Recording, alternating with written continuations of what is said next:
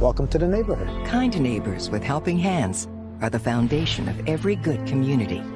He had lived in this neighborhood the longest. You don't gotta do that. Figure your lawn should look as good as mine. He felt responsible for keeping the neighborhood the way it's been. Hey, get out! But when new arrivals shake up bedrock traditions, Are you selling drugs? Mind your own business. the unwelcome change ignites a war.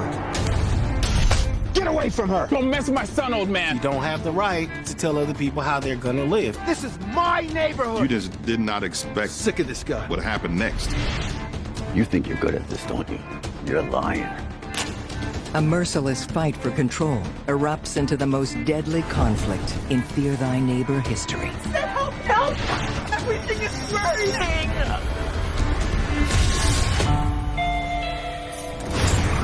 Hey! What are you doing? In Akron, Ohio, Sherbondi Hill has always been a great place to raise a family. Sure, Bondi Hill is a typical middle-class Akron neighborhood. It has a mix of different types of families, old, young, large, and small. It is an older neighborhood where children play and older adults retire to.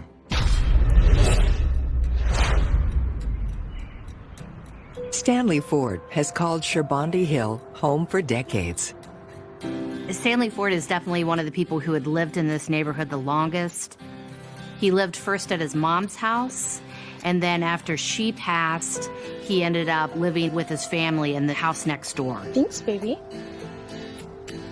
Stanley, a semi-retired letter carrier, is deeply devoted to both his community and his family. Especially his wife, Sunita, a busy mom and full-time school teacher. I love you. Drive safe. He actually would see his wife off to work every morning, would actually walk out, escort her to the vehicle, and also make sure she got off safely. Stanley's morning routine also includes going next door to check on his childhood home he inherited years ago. He actually used his mother's prior residence as a storage and kind of working area. And he took care of the children as well. They would actually follow behind him while he mowed his yard with their own toy mower. Are you gonna charge me for helping cut the grass? No. Yeah. So he was well protective and a decent father in terms of his daughters. Luckily for his two young girls, Stanley is a devoted stay-at-home dad. But his favorite pastime is helping his neighbors.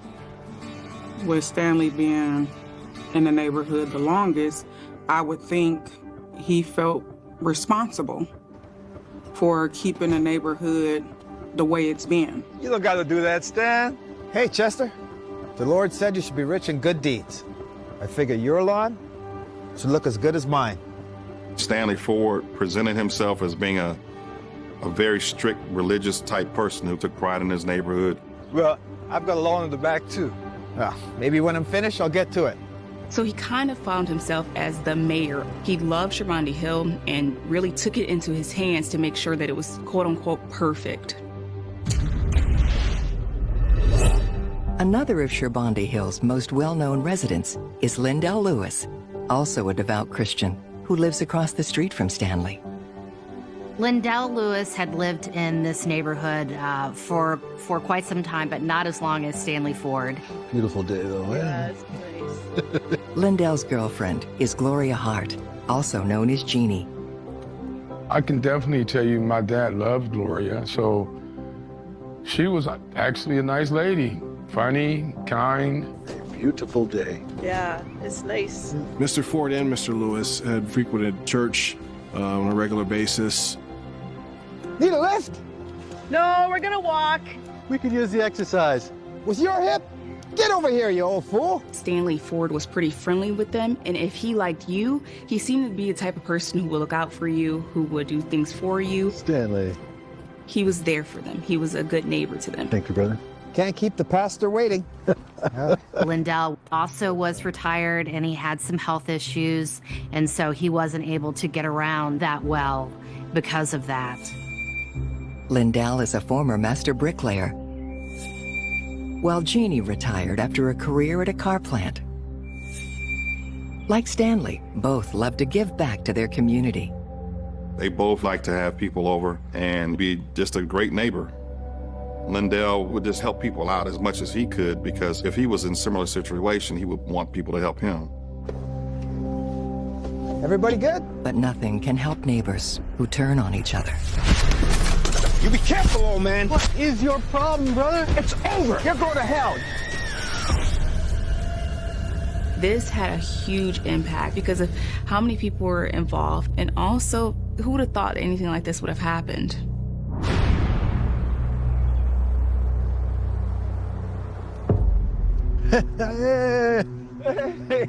One day, Lindell takes his community spirit a step further. The Good Samaritan offers a troubled soul a roof over his head. Thanks for the help, man. I really appreciate it, man. My dad was so kind-hearted. He would let you stay if you needed somewhere to stay. That's just the type of person he was. Stan, my friend, Thomas Hughley. Nice to meet you. Nice to meet you, man. Thomas Hughley was a friend of Lindell Lewis's. They had gone to high school together, and so they had a long history in the past. You can be staying in my basement with me for a while. Yeah. Okay. Till he gets back up on his feet. Lindell Lewis seemed to want to help people, and he seemed to like people who maybe had a struggle, he wanted to reform them.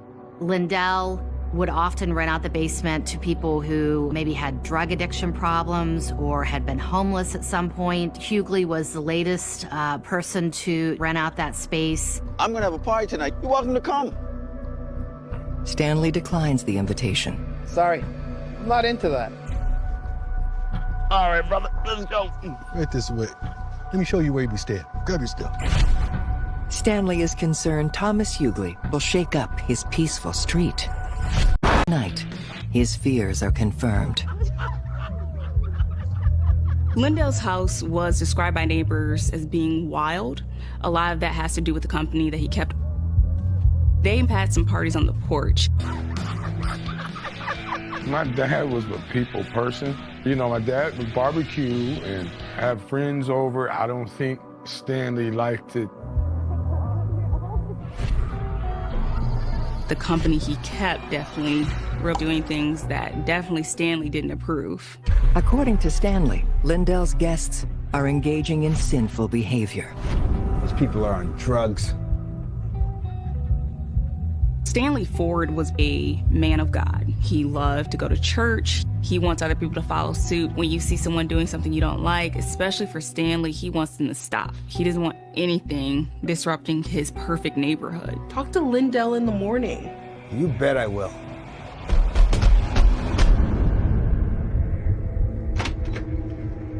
Hey, Stan. Your friend Thomas has got to go. I got kids, man. Yeah, I got kids too. They're adults. I got young girls.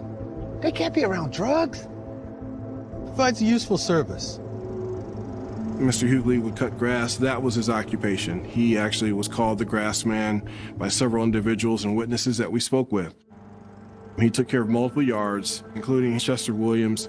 Why don't you give the man a break until he sorts himself out? Stanley isn't convinced by Thomas Hughley's good deeds. He looks into his past and immediately shares his findings with friend and neighbor, Chester Williams. Hey, he's a burglar. Stanley Ford made an accusation against Thomas Hughley. He cuts your grass so he can check out your property. Because Thomas Hughley was busy in the neighborhood. He was helping other neighbors take care of their lawns, doing odd jobs. The guy's gotta go. I think you're being a bit paranoid. Okay. Have it your way.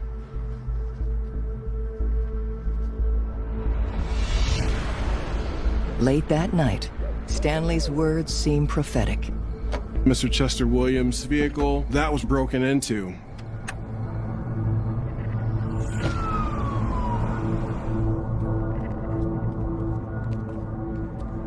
You okay? Yeah. He said there's a rash of break-ins around here. Nothing they can do. Police reports were made. Subsequently, no identification was made or arrest was made as a result. I'm just gonna put some security cameras. That's it? Cameras? That's how you catch a thief. Chester decided to install these cameras because he felt like something bad could happen. He didn't know exactly what, so he installed the cameras just so they could have some type of protection. Neighbors hope the break-in was a lone incident. But Stanley expects the worst. And the worst happens.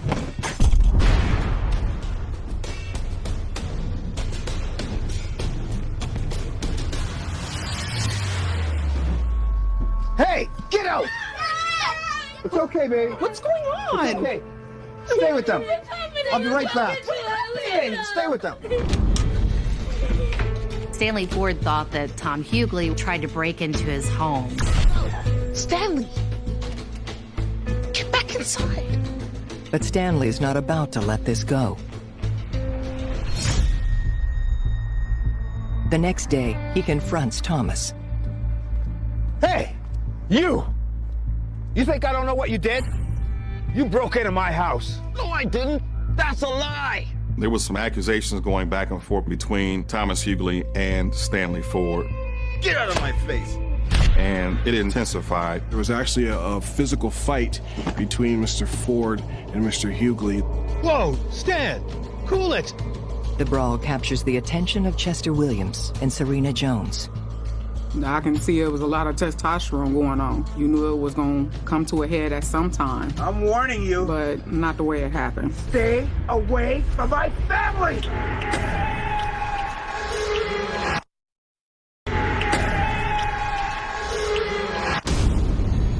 Stanley Ford didn't approve at all of Thomas Hughley. He blamed Thomas Hughley for an attempted break-in at his home.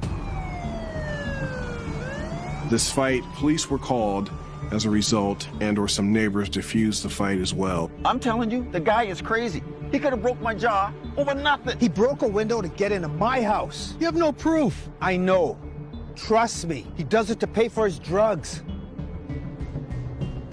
Tom Hughley personified what Stanley thought was wrong with Lindell Lewis and how his house was run.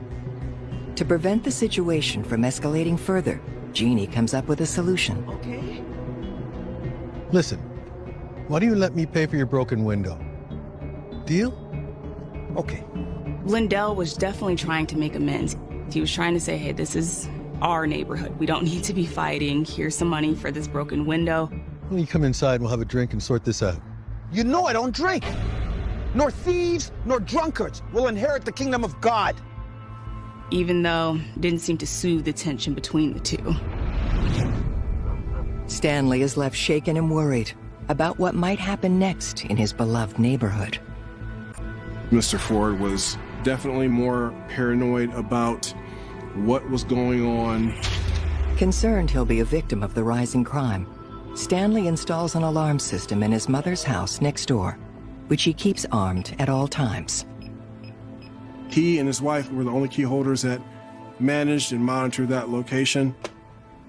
His Bunday Hill neighborhood was no longer the traditional type neighborhood that he grew to love, and he felt that it was changing for the worse. Look, Daddy.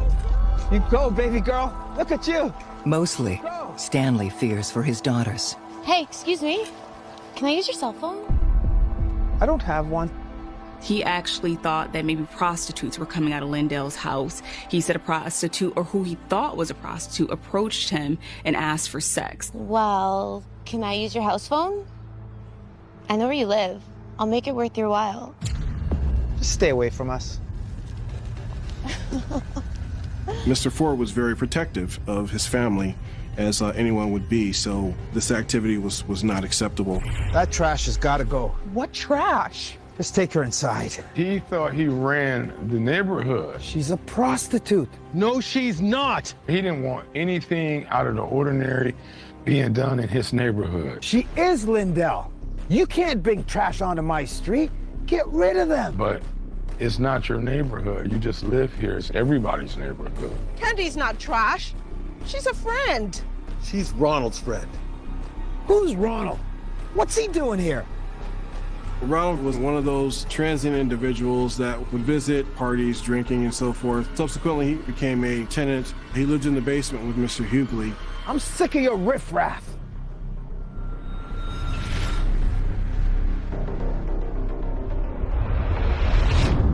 As it turns out, Stanley is not alone in his concerns. Neighbor Bev Ewing is also unnerved by Lindell's rowdy crowd. Some neighbors would just avoid the house just to get away from all of it. They didn't take it to the extreme of Stanley, but they would just leave it alone and just not go towards that direction. Let me help you with this. You're an angel.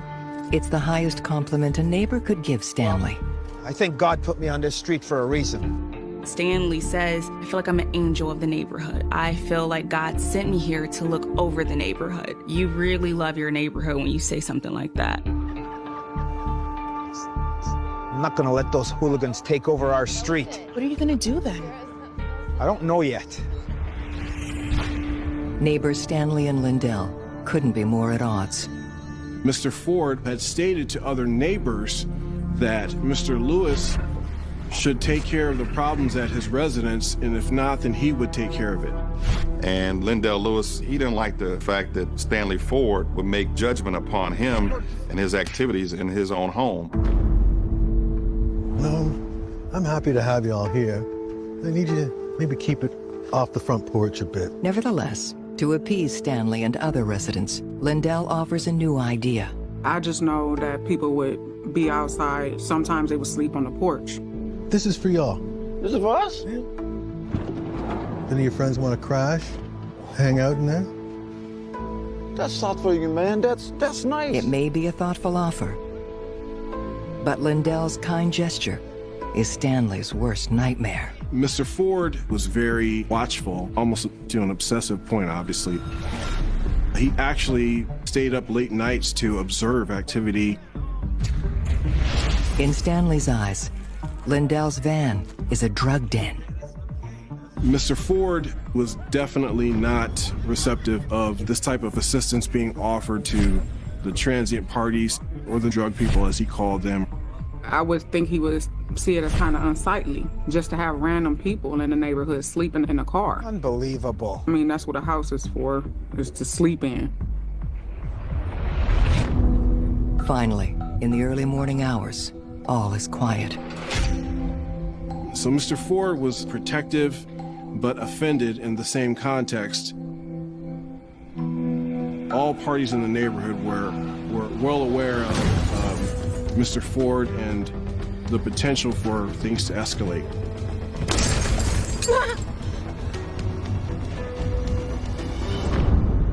When daylight comes, Lindell finds his home is under attack. Because of the buildup of the intensity of the arguments between the two neighbors, immediately the suspicion was pointed toward Stanley Ford as being the person who committed that incident. You did this! Me?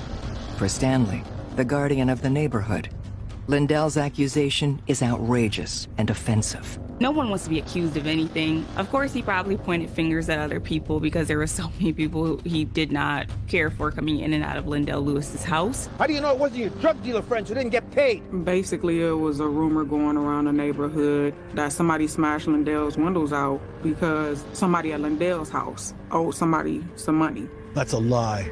You know what? I think it's time you pay for my windows. Tensions came to a very high point at that time. You be careful, old man. And finally just got to a breaking point. That's right. At Nightingale Call, There's tension that's building. Enough's enough. Sorry. Sick of this guy. But no one would have known the magnitude of what was to occur. Sick of you. It ain't worth it. Come on. In the wake of the attack on Lindell Lewis's van, someone decides to teach Stanley a lesson. My car! I know who did this. Let me deal with this. Stanley Ford thought that Tom Hughley was responsible for damage to his wife's vehicle. You think I don't know who did this? Get out here! Whoa! What are you doing? Back up, man! Back off! I'm done with this. I'm done with all of you. It's over. You hear me? It's over. Serena Jones witnesses the altercation and fears the tension could lead to violence. Just send the police. It becomes tense to the point that people can no longer control themselves. Law enforcement needs to be brought in at that time to separate. I want to charge this man with harassment. The police found out that Stanley Ford had been harassing Thomas Hughley a lot when he came back and forth through the neighborhood. I live beside a crack den on wheels. That's harassment. You see how he provokes us? This is my neighborhood. It's time for you to go. What I thought about Stanley making that statement that this is my neighborhood meant that he owned it. To me, it's like a mama bear. Mama bear is gonna do anything to protect what's rightfully hers. You're an ungodly sinner. You're going to hell. He's crazy. Stanley is enraged that Lindell and Thomas Hughley have turned law enforcement's focus onto him. That guy right there. Stanley Ford didn't want the attention of the police department or his neighbors looking at him in a different light. Lindell and his guests are fed up with Stanley's tyrannical behavior. Lindell and his buddies just started to kind of ignore Stanley. They just went ahead and did what they wanted to do and tried not to pay him any mind. And within a matter of hours, another wild party erupts at Lindell's house. Let the good times roll. Lindell was trying to keep to himself and trying to keep the peace in the neighborhood, but he was not backing down from Stanley Ford at all either. Ooh-wee. Hey, baby girl. You want to come party with us? With people drinking, their inhibitions get a little bit looser. A person that's normally loud would be extra loud. And a person of what I think is called a crap starter would start crap even more. Come on. Hey, I know you would have some fun. Girl, hey, come on and party with us. Mr. Ford would stand there and watch them or have maybe an aggressive stance or aggressive nature to make them uncomfortable, just to try to intimidate them to stop and or leave. What are you doing, bro? Find your bed. You a tough guy, Stan. You want to come party in the van, Stan? I'll make it worth your while. At that point in time, the conflict between the two neighbors was escalating to the point where you didn't know what to expect would happen next. You got nothing better to do but to stand there? Before long, there's another incident in the neighborhood, but this time it's much more serious.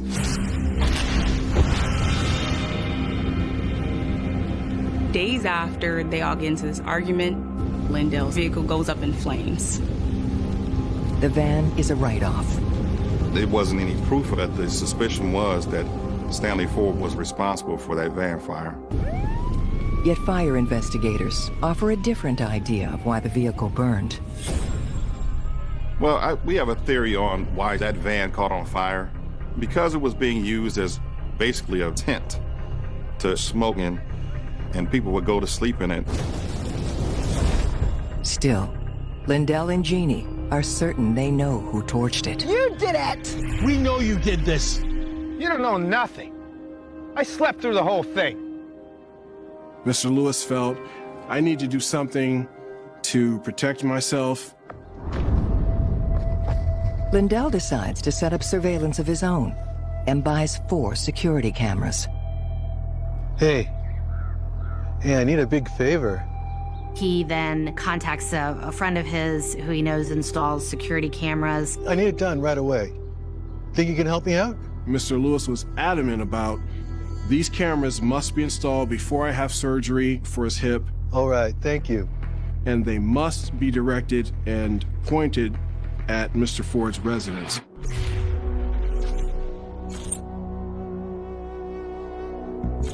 But the watchman doesn't want to be watched.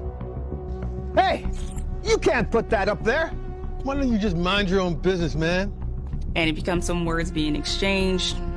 Obviously, as they always did, a little bit of an argument breaks out. You think that's gonna stop people from setting fires? God's name, what is your problem, brother?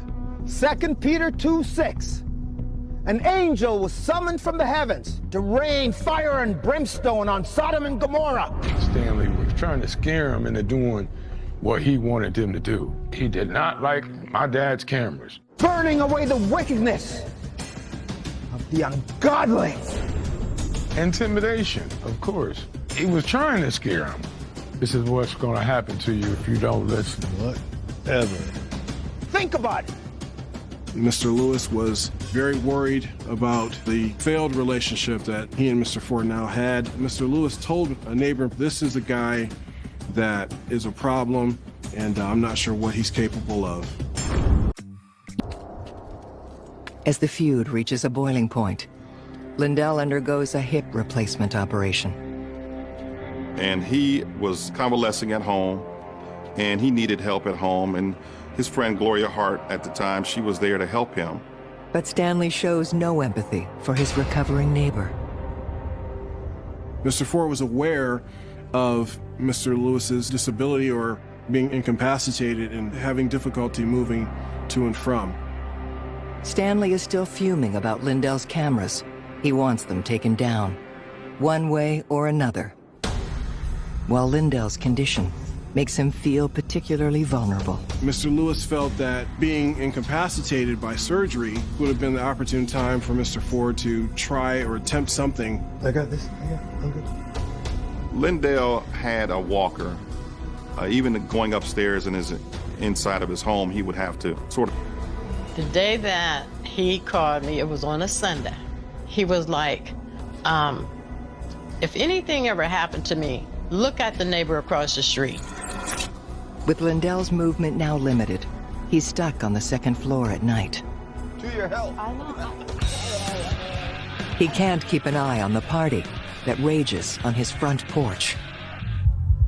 Stanley went into hyper mode. He saw the neighborhood slipping through his control.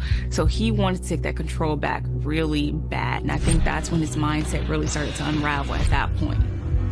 To your help. Long after midnight, the party at Lindell Lewis's house is finally winding down. But the night has only just begun. So Thomas Hughley looks out of a window in the basement where he's staying and realizes that there are flames and that the house is on fire. Here!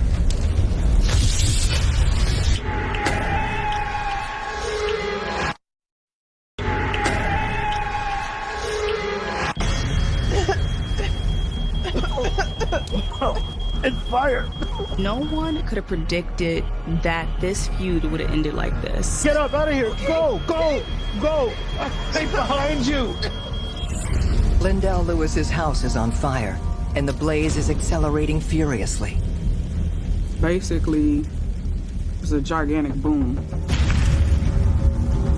So happened to run towards the house, and you could see the whole front. It was in flames. I've never, ever been this close to a fire before. And it was hot. Yeah, I mean, it was really, really hot. Lindell! Instead of escaping, Jeannie stays behind to help Lindell. I told you to get out. Not without you! The couple are the only ones still inside. As the fire rages on the front and side of the house, they try to escape out the back. Hey, please help us! We gotta get him out! Lindell! You gotta jump! Tommy saying, you gotta hurry up and jump. I can't! But for him just having surgery, there was no chance he was gonna find a way out. Gloria could have easily left my dad, but she didn't. She was trying to make sure they both got out at the same time. Someone help! Hurry! Hurry! Hughley, obviously since he's living there, he knows that there's ladders behind here. Unfortunately, they're chained up. It's locked! You gotta jump! I can't do it! I'm not strong enough! And I heard Lindell saying, I can't get myself out the window. And then Lindell's head disappeared. Lindell! Lindell! And all you seen was black smoke. Lindell! No! It must feel so helpless to know that your friends are in trouble and you can't do anything. I mean, you have to feel so helpless and very afraid for those two upstairs trapped in that bathroom. At that time, the fire was roaring. I'm talking about it was bad. And then it was another boom. By that point, fire trucks had rolled up. Area folks in high report of a house fire. I got the knock on the door, 4 in the morning. It was my mom telling me we had to go now. And then that's when she told me there was a fire. Command all companies, meet us in the front yard, please. All companies, front yard. That morning, fire companies were actively still in suppression activities, still trying to put the fire out.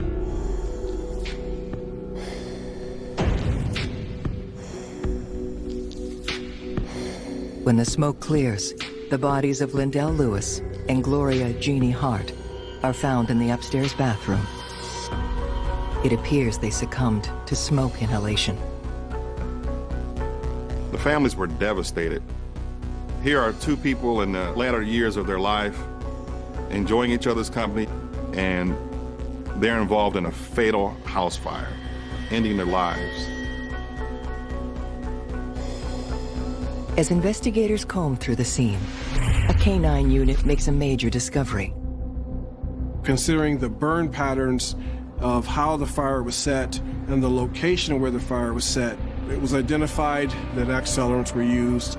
We found during our investigation that this fire had been intentionally set. It was an aggravated arson.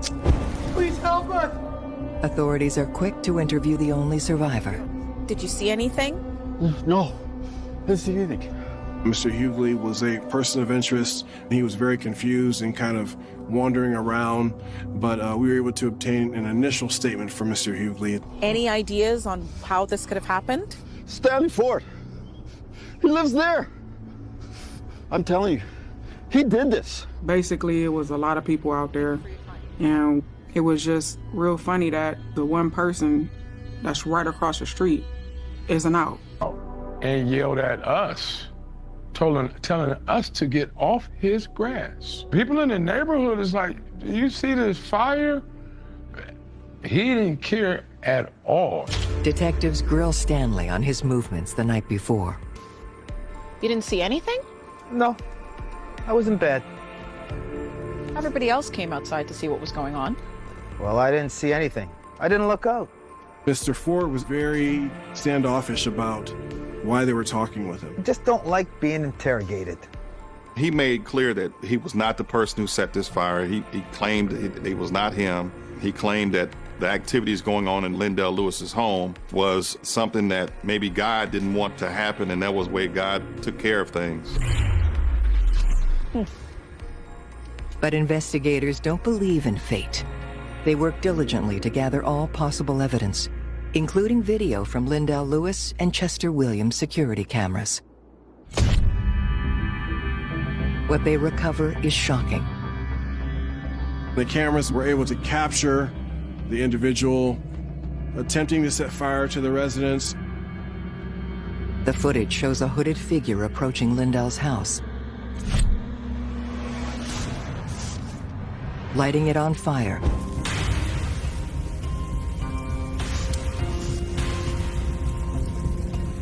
And running away.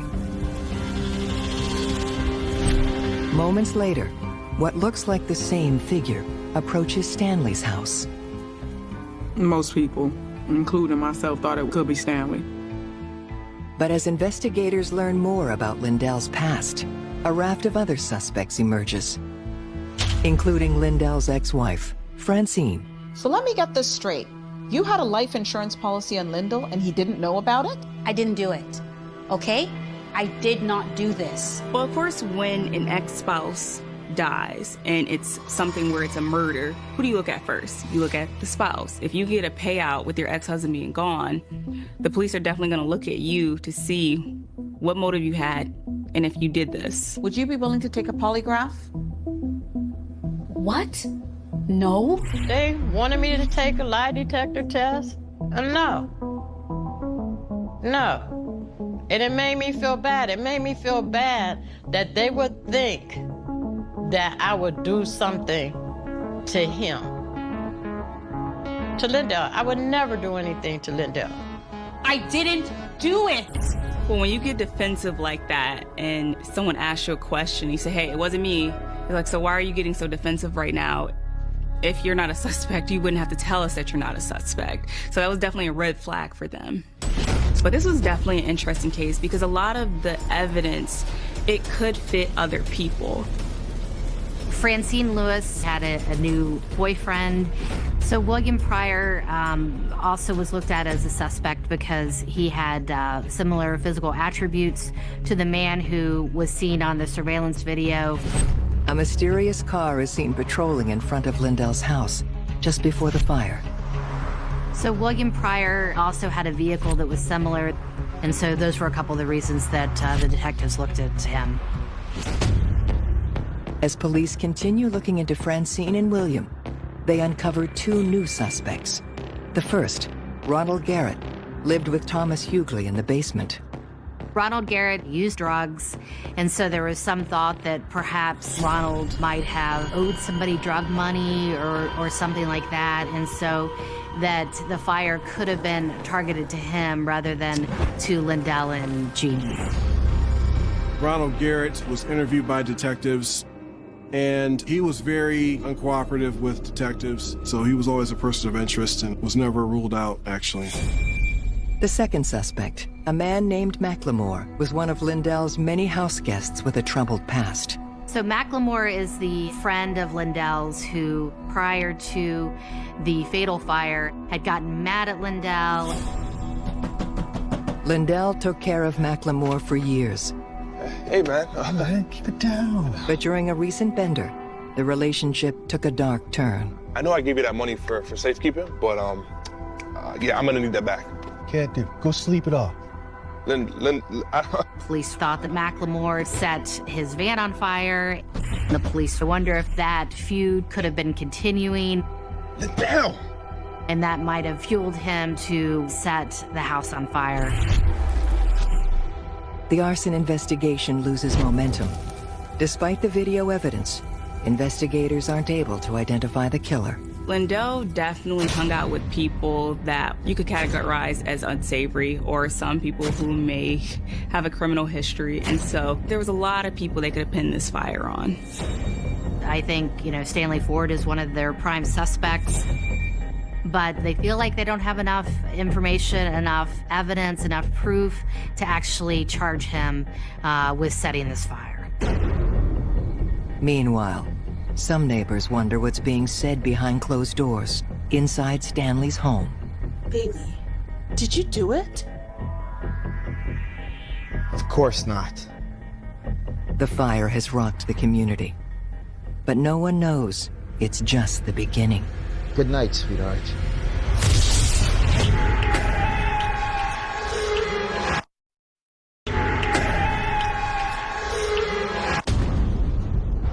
The neighborhood itself was terrified. Somebody please help us! A fire had occurred in their neighborhood, and no one had been held responsible for the deaths of Lindell Lewis and Gloria Hart. Funeral services are held, and the families of Lindell Lewis and Gloria Hart grieve together. Well, definitely the first couple of weeks were very, very rough. I still didn't believe it. I still didn't believe he was gone. Soon the remains of the house will be torn down, leaving an empty lot. Now, in the house there, he's gone. The whole area looks different. The whole street looks different. I don't even go past there anymore. It brings up bad memories. You keep hoping and keep hoping and hoping they'll find out who done it. What drives us to the edge? Athletes push limits in the most extreme conditions. So does Anchor Prime, powering X Games, delivering extreme performance. Who done it? Yeah, it was quiet. For a while, people didn't come outside. How are you? When neighbors do talk, there's tension in the air. I hate to say it, but everybody was suspect at that point. So you just kind of looking over your shoulder.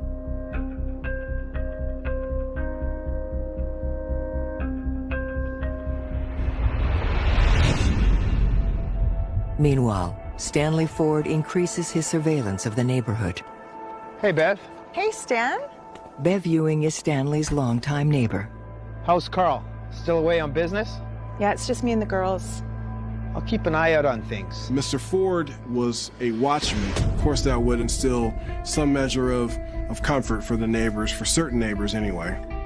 Call me if you need anything. The truth is, the people residing next door make Bev nervous. Anthony Sams and his son Devontae have recently moved onto the street, and their arrival has left Bev feeling uneasy. And she found it comforting. She thought it was good to have someone looking out for her, especially when her husband wasn't able to do it probably at that moment. But right now, Stanley's focus is on buying a third house just down the street. It's an underpriced fixer-upper. Stanley wanted control over that neighborhood. And what's the best way to do that besides buying up the houses? So he thought if he could buy enough houses, he can make them his own, and he wouldn't have to worry about people he doesn't like moving in. He's crushed when his plan fails.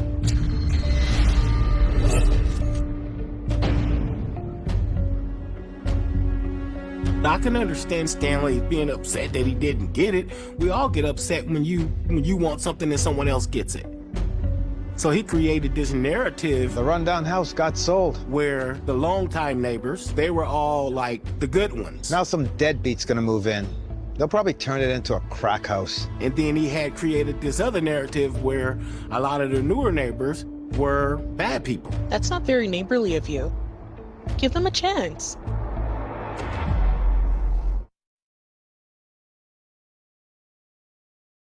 Hey, I'm Nye, one of your hosts. And before we go any further, remember this. Not all poisons are swallowed. Some of it hides in plain sight in jealousy, envy, greed, and the need for control. Every case you watch here starts with a motive. But before the crime, there is behavior. Before the headlines, there is manipulation. Before the tragedy, there's silence. The Silent Poisons book series explores the psychological patterns behind the crimes. Toxic love, misplaced loyalty, obsession, and the desperate need for validation. These are the poisons that destroy lives quietly, the ones no one warns you about until it's too late. If these stories pull you in, the truth goes even deeper. The Silent Poisons book series is available now on Amazon and IamNylux.com. Together we uncover the silent poisons of life.